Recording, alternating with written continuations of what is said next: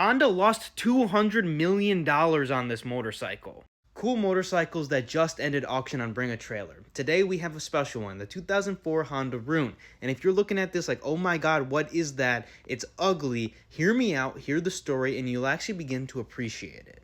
In the late 90s and early 2000s, Honda came on with the Valkyrie. This motorcycle is the Valkyrie Rune. At the time, a lot of companies had a lot of influx in cash. Motorcycle sales were doing good, and a lot of crazy off-the-wall concepts were coming out. Honda came out with 3 different concepts, and one of them was a motorcycle that looked like this. And then Honda, being Honda, put it into production. Everything you see here is chrome.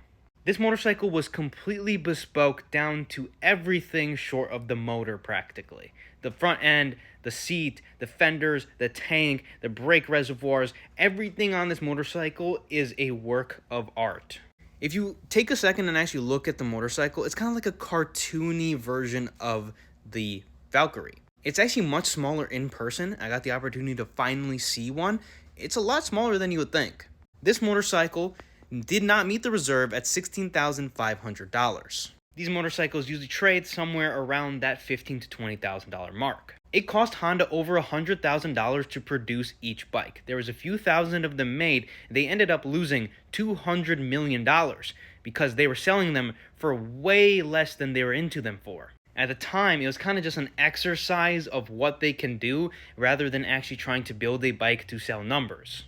In turn, they created one of the coolest motorcycles of all time and lost a lot of money in the process. But it's cool to see the motorcycles come up for sale, and it seems like they're going down in value a little bit. I remember there was days where runes were in the 20s and they wouldn't come under that. And recently, there's been a few bikes on market trading for a few $1,000s under 15 grand. I think this was a pretty fair bid. Would like to see it closer to 19 or so, but clearly the owner didn't want to let it go, and I can understand why. This was a low mile bike.